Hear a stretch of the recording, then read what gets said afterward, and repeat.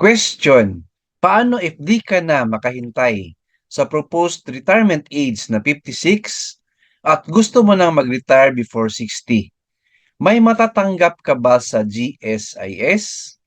For example, below 60 and less than 15 years na PPP or below 60 and 15 years or more ang PPP mo.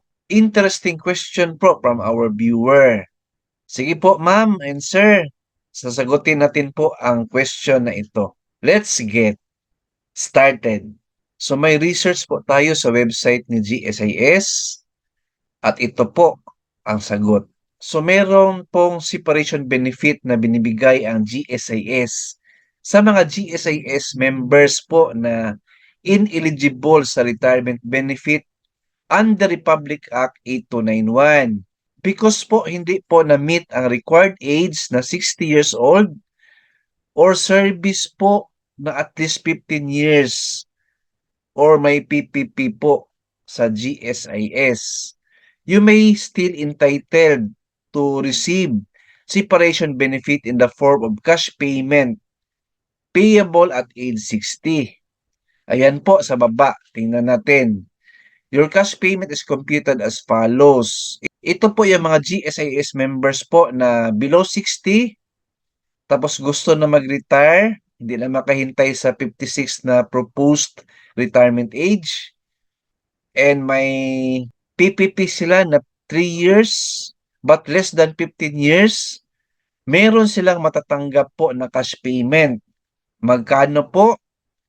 100% ng average monthly compensation or AMC times PPP po.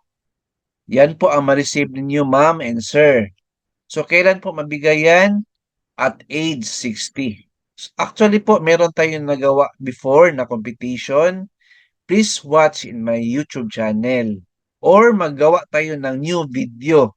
Depende po sa request ng mga viewers natin. So please write in the comment section if you want a new video sa competition po regarding this. Alright?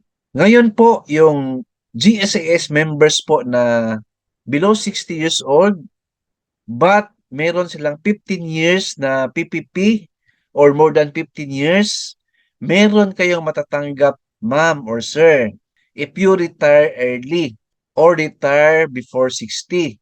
Magkano po yung ma-receive ninyo? 18 months po or 18 basic monthly pension. So, kailan ma-receive nyo?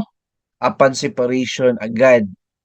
And may basic monthly pension pa kayo for life at age 60 and onwards. Opo, may pension po kayo ma'am and sir kasi po 15 years kayo na may remittance sa GSIS or more. So entitled kayo sa basic monthly pension for life ni GSIS.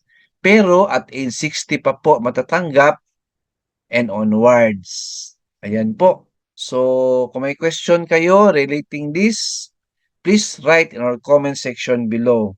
Gagawa pa tayo ng maraming videos about this. Alright? Keep watching my channel. Please like, share this video, and subscribe my YouTube channel. Thank you, God bless, and 2 thumbs up.